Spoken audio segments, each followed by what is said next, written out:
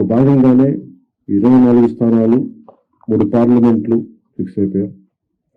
అలాగే 24 స్థానాలు కనిపిస్తున్నాయి, కానీ జనసేనకి మనం చూడాల్సింది 3 పార్లమెంట్లో ఇంకొక అదనంగా ఇంకొక 18 నుంచి 20 దాకా స్థానాలు అధికంగా యాడ్ అవుతాయి.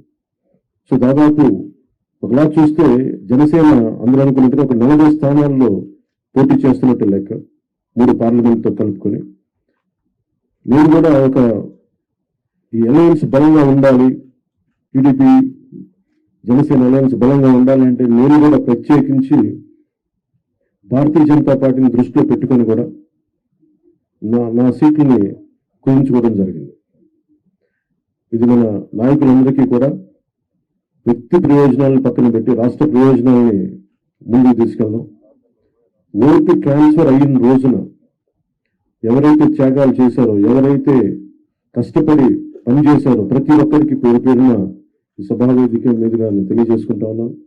ప్రతి ఒక్కరికి మీ ప్రతిభతోటి, మీ సమర్థతతోటి, మీ అనుభవం ఎలా ఉందో దానికి తగ్గ ప్రతిఫలం ఉంటుంది. భవిష్యత్తులో పదవులు మన ప్రభుత్వం స్థాపించిన వెంటనే ఎలాంటి పదవులు మీ సమర్థతకి, మీ ప్రతిభకి తగ్గట్టుగా ఖచ్చితంగా మీకు అండగా ఉంటామని తెలియజేసుకుంటూ, ప్రతి జన సైనికులకి, ప్రతి వీర మహిళలకి, ప్రతి జనసేన మద్దతుదారులందరికీ కూడా మన ఓటు టీడీపీకి వెళ్ళటం ఎంత ముఖ్యమో టీడీపీ ఓటు కూడా మనకు రావడం అంతే ముఖ్యం. జనసేన ఓటు ఖచ్చితంగా టీడీపీకి ట్రాన్స్ఫర్ అయితేనే ఈ రాష్ట్రం చాలా అద్భుతంగా ఉంటుంది. ఎట్టి పరిస్థితుల్లో కూడా ఓటు ట్రాన్స్ఫర్ అనేది ఖచ్చితంగా జరగాలి. అందుకని ఎలాంటి పొరపక్షాల మధ్యలో 1-2 వచ్చిన వైసీపీ దుష్ట పన్నాగాల పని ఏదైనా ఎలాంటి విభేదాలు సృష్టించినా వాటిని మేము అందరం సమర్థవంతంగా ఎదుర్కోవడానికి, కలిసికట్టుగా ఎదుర్కోవడానికి మేము పూర్తి సంసిద్ధతగా ఉన్నాం.